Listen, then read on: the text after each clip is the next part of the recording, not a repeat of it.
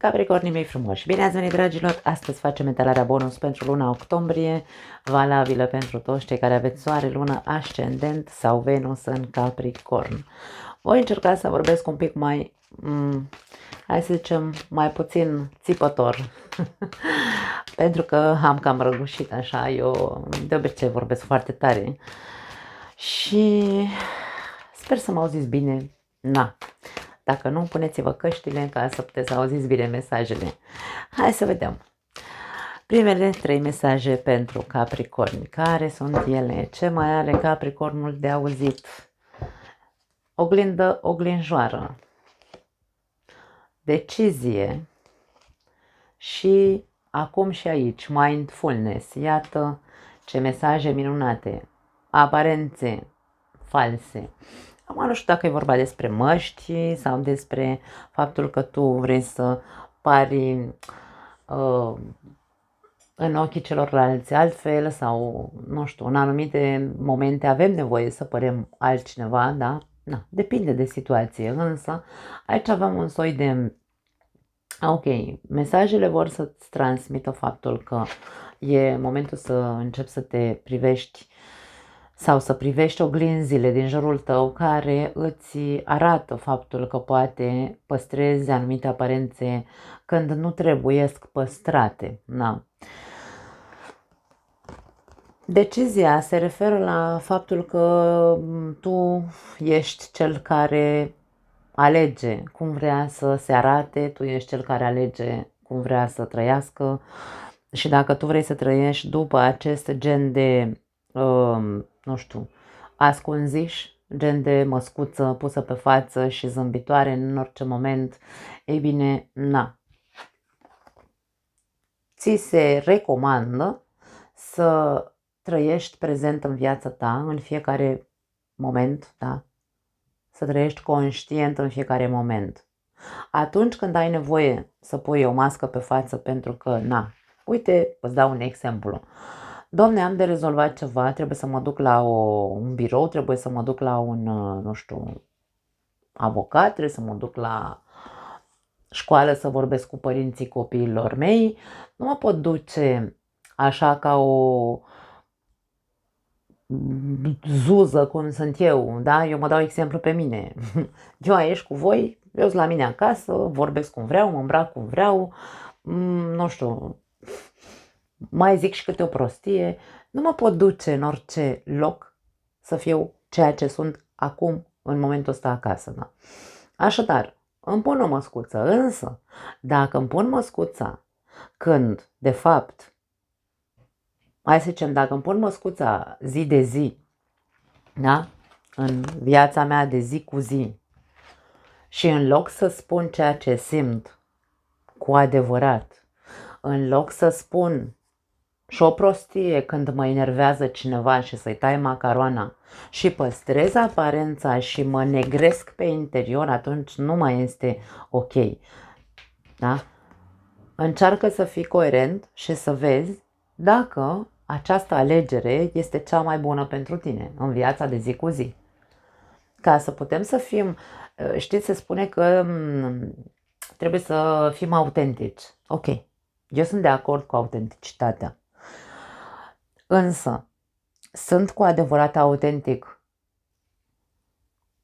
Îmi validez autenticitatea în fiecare zi?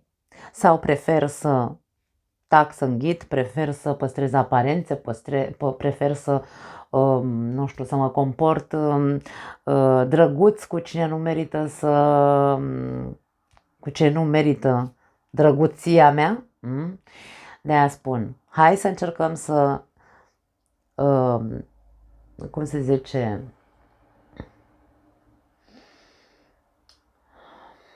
îmi scapă cuvântul acum, să fim coerenți, da? Într-un fel sau altul și să observăm cât de rău ne fac de fapt aceste aparențe care nu au niciun rost să le păstrăm când nu trebuiesc, când nu ne sunt de folos cu adevărat, da? Cum am dat exemplul cu, nu știu, te duci la bancă, te duci la școală, te duci, da, trebuie să fii un pic mai mai neautentic, să zicem așa, da. Da, mai departe.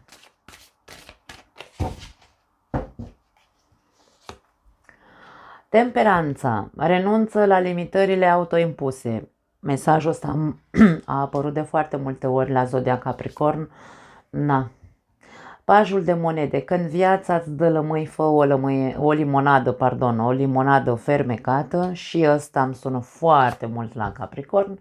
Și avem nebunul care spune, dragă Capricorn, riscă, pentru că fiecare dimineață este un nou început.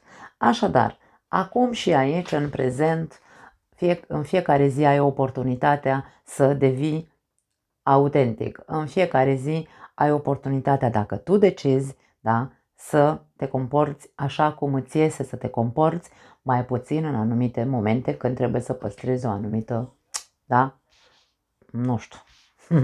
Așa că, dragă Capricorn, dacă tu ai anumite limite care au de văzut cu cum mă vede lumea sau cum vreau să mă vadă lumea, nu neapărat cu ce spun alții despre mine, ci, Doamne, cum vreau eu să fiu văzut? Dacă vreau să fiu văzut ca fiind doar persoana bună, compasivă, iertătoare, ajutătoare, și nu vreau să mă vadă nimeni cât de al dracului sunt că mă apucă nervii, atunci avem o mare problemă. Limitele sunt ale tale, nu sunt ale mele, trebuie conștientizate. De ce vreau să vadă lumea numai partea mea? Sau invers, vreau să mă vadă lumea numai al dracu, dar în mine zace o mare bunătate. Ce facem cu astea? Da? Ce facem? Pentru că noi trebuie să învățăm să integrăm atât calitățile cât și defectele noastre, atât lumina cât și întunericul din noi. Trebuie să știm să fim ai dracului când trebuie să fim, pentru că nu putem să-i lăsăm pe alții să ne încalce, să intre cu bocanci în viața noastră, da? Dar nici nu putem să fim la infinit persoane bune, blânde, iertătoare, ca să fim din nou călcați pe cap, da? Capricornul în astrologie este arhetipul constructorului, arhetipul puterii. Deci Capricornul este o rocă. Am mai spus asta în alte etalări la voi, dragii mei. Însă roca aia poate deveni atât de dură încât să rămână încrustat în una dintre cele două zone, da? Tu știi ce vrei să exprimi, tu știi cum vrei să te vadă ceilalți. Tu știi ce alegi. 2 de monede, din nou vorbim despre o altă alegere. La capătul cărților avem următorul mesaj. Când viața devine haotică, caută o modalitate de a te împământa și echilibra. Mie nu vine să spun că aici văd haos la voi, nu, însă mai sunt anumite lucruri pe care trebuie să le rectificați sau să le corectați la voi înșivă. Faptul că probabil nu vreți să arătați ambele energii care zacă în fiecare dintre noi, da? Atât cea pozitivă cât și cea negativă, și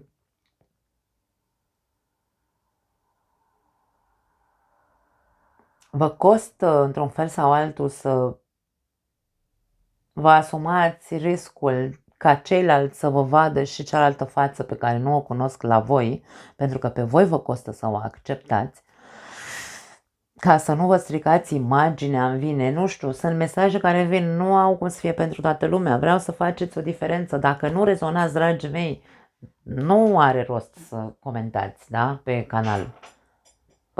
Încercați să păstrați coerența mentală și să ziceți, băi, ce zice asta aici, nu mi se potrivește. Ok, nu mi se potrivește, am plecat. Na. Mai departe. Pajul de monede ne spune că în viața îți dă lămâi, fă o limonadă fermecată. De ce tu nu alegi să faci limonadă din lămâile pe care le-ai primit în această viață? Și te mai ascunzi după acele fațete sau aparențe sau mai încerci să păstrezi aparențe.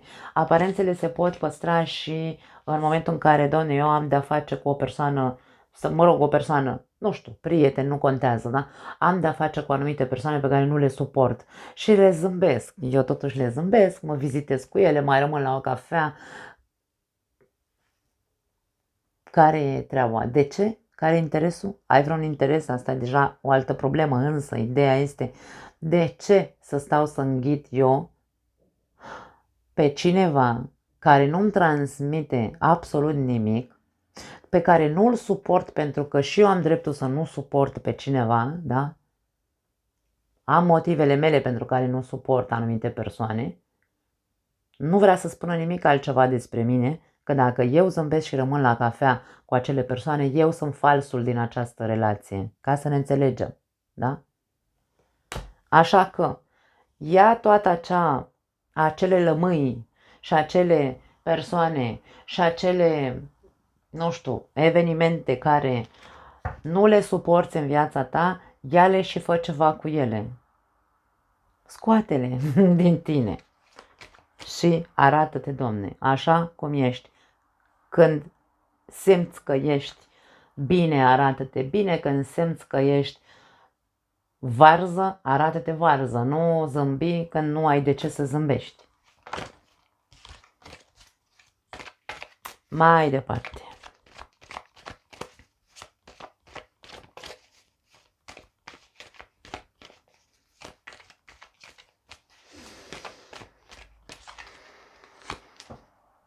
Încredere.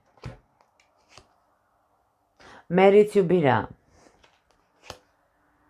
și izolare. Sunt foarte multe dintre mesajele care au ieșit astăzi, au mai ieșit în alte etalări la Capricorn. Mare grijă la stegulețele roșii, un alt avertisment, să spunem într-un fel sau altul, pentru cei care aveți o relație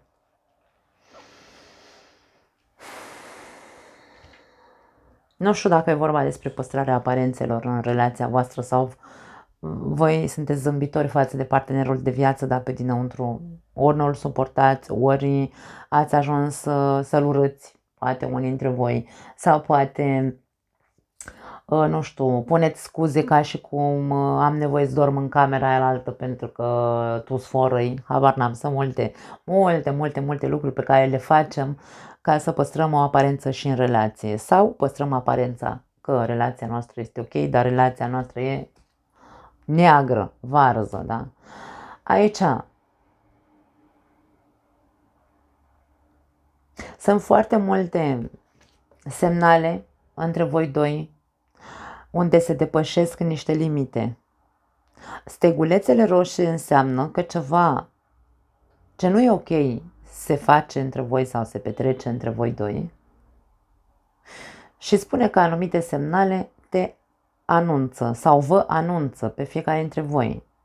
Când depășiți sau când săriți calul, cum se spune la noi în românește, da? Când săr calul, dragul meu Capricorn, în privința celuilalt. Sau invers, când celălalt sare calul, pentru că atunci când vorbim despre relație, vorbim despre două persoane, da? Implicate în acea relație. Ce decizie aveți de luat în privința acestei relații sau acestei persoane? Care sunt limitele care pe tine te face să crezi că ești obligat să rămâi în această relație? Ce s-a întâmplat în relația voastră? Pentru că aici vorbim despre că viața îți dă lămâi, adică ați trecut prin anumite lucruri urâte în relația voastră, dar n-ați învățat să faceți nimic cu acele experiențe prin care ați trecut lângă partenerul de viață. Ori pentru că aveți de-a face cu acum aici avem nebunul, eu nu spun că ai de-a face cu un nebun, ai de-a face poate cu o persoană mai libertină, poate cu o persoană ciudată, poate cu o persoană care hai să zicem mai nepăsătoare, pentru că nebunul în tarotul clasic nu are niciun bagaj, e ca și cum îl doare la bască, face ce vrea când vrea, da?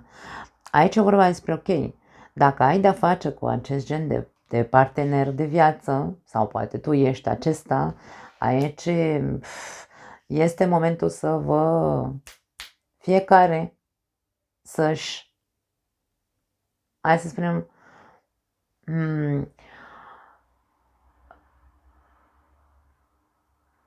aș spune să vă izolați, nu să vă izolați ca să puneți o scuză că nu vreți să dormiți cu el.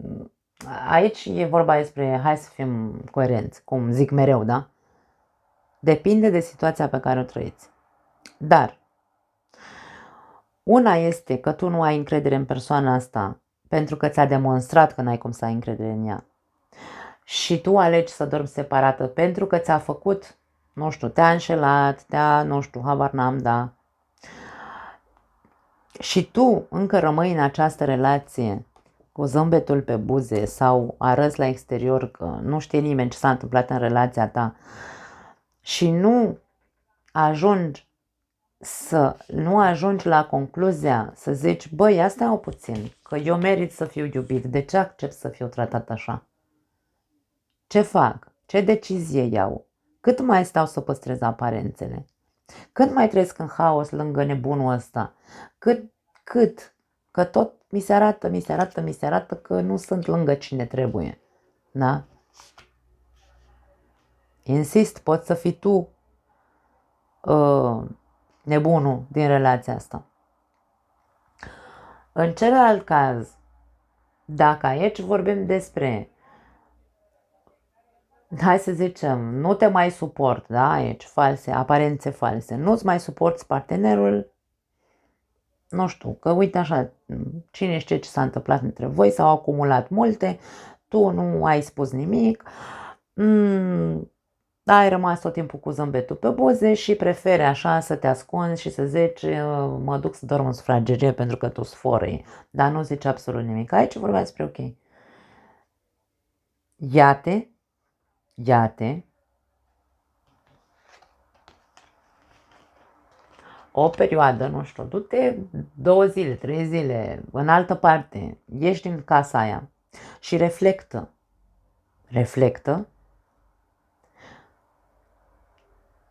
cum este, la ce nivel e relația ta acum în acest moment. Pentru că stegulețele astea roșii despre care vorbim aici poate nu sunt ale partenerului tău, poate sunt ale tale. Tu te izolezi de partenerul de viață. Motivul tu știi care e. Tu știi de ce încă păstrezi anumite zâmbete pe buze. Da? Nimeni nu poate să știe, doar tu știi. Dacă tu ești cel care ți-a îndepărtat încet de partenerul de viață, tu ești cel dezechilibrat. Du-te și stai de vorbă cu tine. Și decide odată ce vrei. Vrei relația asta sau nu vrei? Pentru că la fel cum tu meriți să fii iubit, și celălalt merită să fie iubit. Da? Nu putem să stăm într-o relație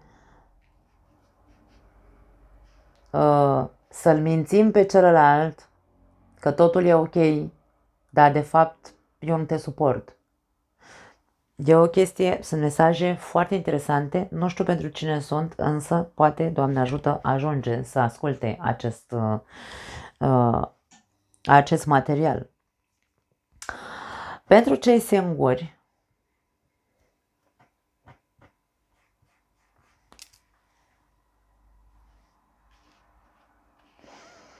la cei singuri întotdeauna s-au văzut foarte multe limitări.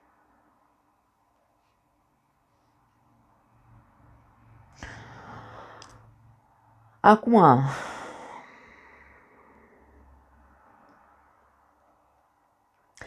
limitările au legătură cu încrederea. Nu, da, Capricornul arată ce ajunge la nivelul sau la, da, hai să zicem, la o părere globală că i-a fost, hai să spunem așa, ți-a fost înșelată încrederea de foarte multe ori în relațiile tale. Și bineînțeles că în noi se instalează, este uman, este psihologic, este normal ca în noi să se instaleze gândul că nu poți să mai ai încredere în persoane în ziua de astăzi. Acum, acest lucru e un mare proces, dragii mei, un mare proces de muncă interioară pe care trebuie să-l faceți, indiferent că este sau nu adevărat. Eu nu aș spune în totalitate că 100% tot ce e pe planeta asta, mă rog, în România sau pe unde sunteți, toată lumea din jurul vostru, posibil parteneri de viață, nu sunt de încredere 100%. Când noi avem întărit în interiorul nostru sau în subconștientul nostru această idee că nu mai poți să ai încredere în nimeni în ziua de astăzi, este pentru că eu nu am încredere în mine. Eu nu am încredere în mine în ce sens? Nu că eu nu pot să ofer iubire, ci nu am încredere în mine că dacă mai nimeresc un alt partener sau o altă parteneră care îmi dovedește că nu pot să am încredere, că poate fi nu știu, o persoană dezlegată, cum îi zic eu, aventurieră, și îmi dovedește că nu pot să am încredere în ea. Însă aici există o paranteză, pentru că avem un indiciu. Atenție la stegulețele roșii. Eu nu pot să judec în continuare ca fiind burlac, da? Burlăcică. Domne, nu poți să mai ai încredere în ziua de azi în nimeni, să ai o relație, nu te mai poți deschide. Dacă eu am încredere și știu că, indiferent ce mi-aduce viața, eu sunt deschisă să primesc, pentru că știu că merit să fiu iubită, la fel cum celălalt merită să fie iubit. Mă deschid către iubire, nu mă izolez. Și văd, domne, văd stegulețele, văd semnalele, păi stai puțin că am de-a face cu un nebun, am de-a face cu un aventurier, cu un jucător, cum îl numesc eu, am de-a face cu o parașută. Cum pretind eu să intru cu încredere, să zic, da, eu acord încredere? Păi nu văd eu semnalele, ce încredere să-i dau eu nebunului? Da? Deci despre asta e vorba. Aici e o paranteză, pentru că anumite limitări sunt ale voastre. Nu sunt că vezi, Doamne, dai doar peste nebuni. Tu nu vrei să vezi anumite chestii sau, dacă le vezi și rămâi în același punct în care zici nu mai îmi trebuie pentru că nu ai, Domne, cu cine, din nou, aici vorbim despre singurătate. Alegerea să trăiești singur este a ta. Dacă tu vrei să rămâi, aici vorbim despre iubire și se presupune că vorbim despre cei singuri care își doresc o relație, cei care nu vă doriți o relație și sunteți bine cu voi înșivă, cu singurătatea voastră și cu izolarea voastră, jos pălăria, tot respectul. Nu e pentru tine acest mesaj, ca să rămână foarte clar. Însă cei care își doresc o relație, dar nu fac nimic pentru a obține o relație sau a construi o relație, aici aceste mesaje, da, sunt pentru voi. Pentru că nu vreți să vedeți și nu vreți să vă deschideți și nu vreți să credeți și nu, da, preferați să stați pur și simplu în zona voastră de confort izolată și să ieșiți pe stradă cu un zâmbet pe față crispat și cam atât. Îmi pare rău, dragii mei, dacă nu decideți să faceți altcumva, eu nu mai stau să îmi bat gura degeaba, pentru că pare că toate mesajele vin întotdeauna la fel la voi la Capricorni. Na. Pas. Trec peste.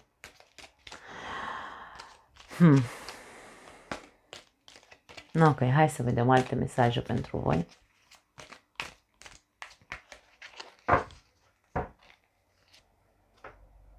Avem logodnicul, o căsătorie aici. Na. Iepurașul. Avem, wow, foarte tare.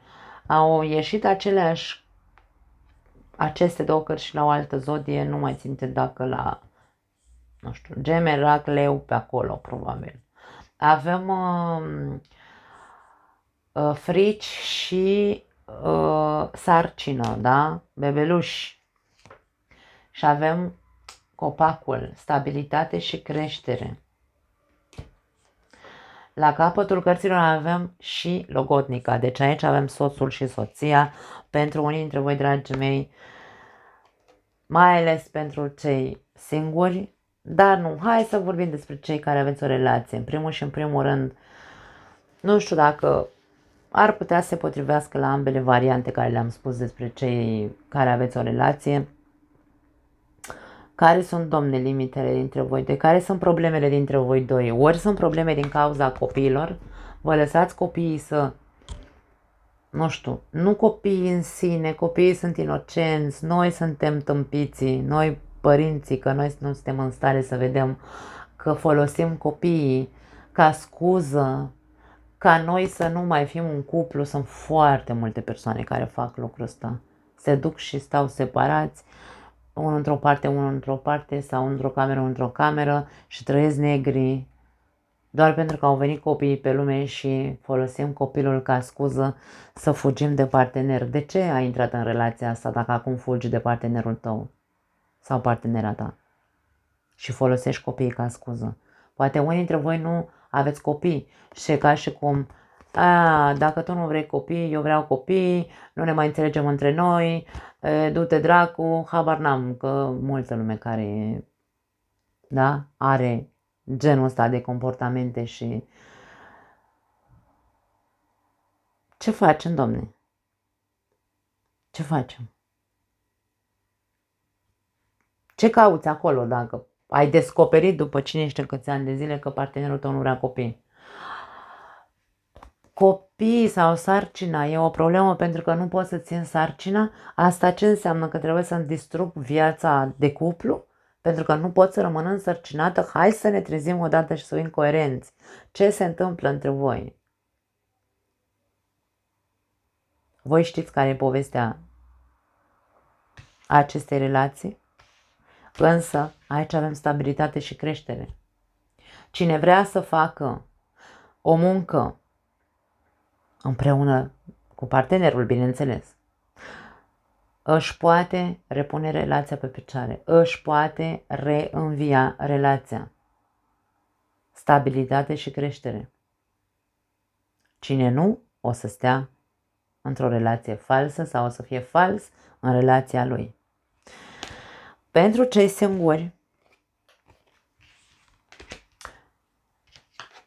acum, dragii mei, aici avem soțul, soția sau logodnicii, mă rog, spune-le cum vrei tu.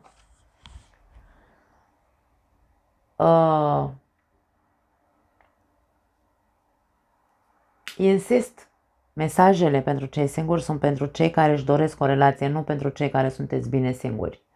Aici avem imaginea unui parteneriat, unui cuplu, cumva în neant, este undeva, există probabil și copii, în neant, rămâne doar ca voi să decideți dacă vreți să faceți schimbările alea despre care am vorbit mai devreme în voi, ca să puteți să găsiți partenerul ăsta pe care vi-l doriți.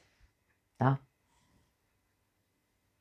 Există posibilitatea să ai o relație care poate să dureze toată viața, o căsnicie cu copii, cu cățel, cu purcel. Da.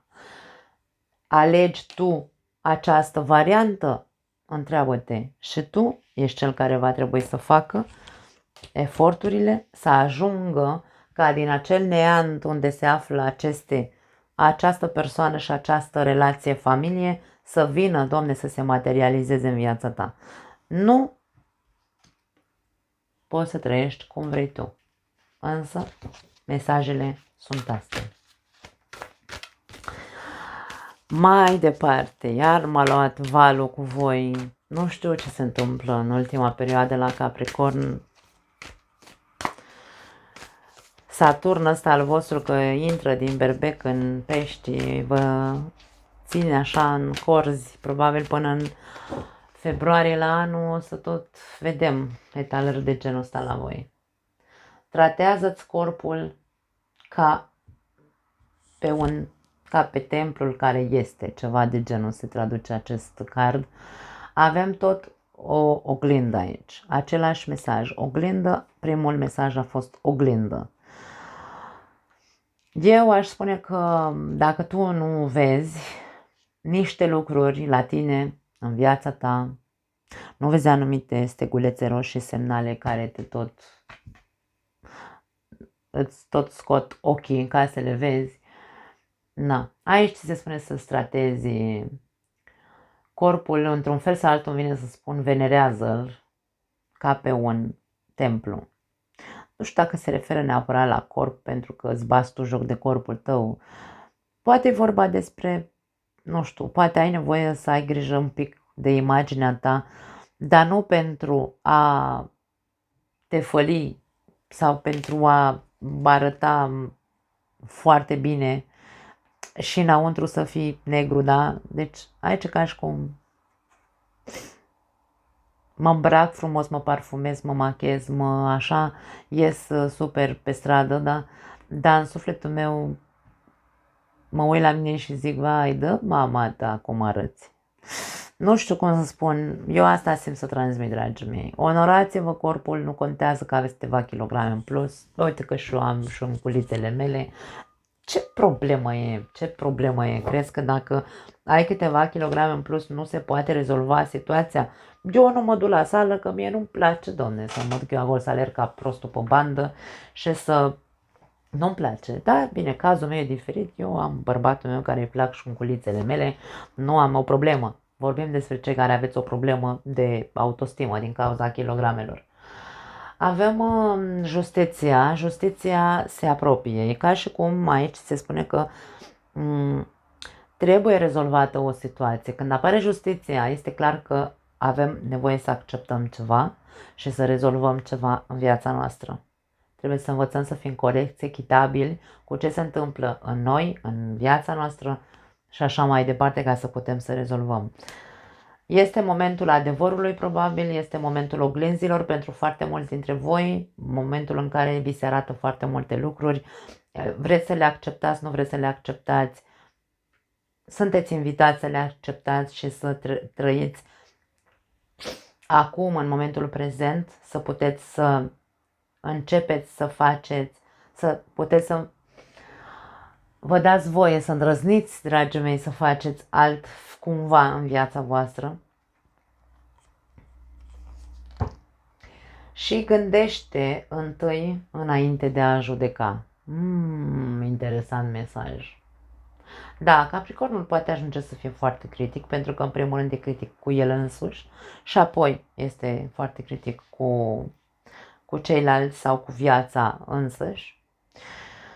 Dar înainte de asta încearcă să gândești. De-aia, mindfulness ce înseamnă, dragii mei? Înseamnă gândire conștientă. Suntem noi conștienți în fiecare moment și suntem noi obiectivi cumva? Nu cred că suntem obiectivi, niciunul dintre noi nu suntem obiectivi. Întotdeauna suntem subiectivi, ne uităm la noi, la modul în care este viața noastră și începem să dăm cu biciul și noi și în ceilalți și în viață. Trăim conștient? Nu. De ce nu trăim conștient? Este o alegere. A trăi conștient este o alegere. Tu alegi dacă vrei să trăiești conștient sau vrei să trăiești așa.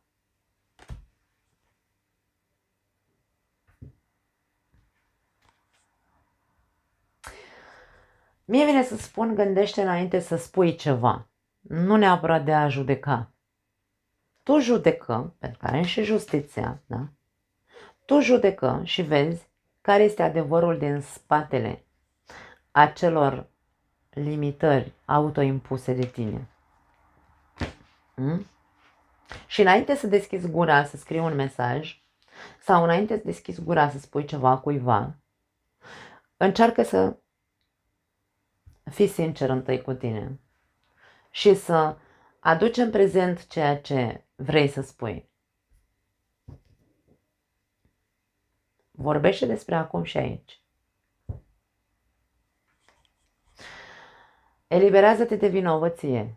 Tu știi dacă în tine există sentimente de vinovăție, ori față de cineva, ori față de tine. Mai mult de atât nu-mi transmite acest mesaj. Nu mai am altceva. Da. Vă pupăceți, dragii mei, ne vedem data viitoare, dacă mai vreți să stați pe aici, pe lângă mine. Ceau!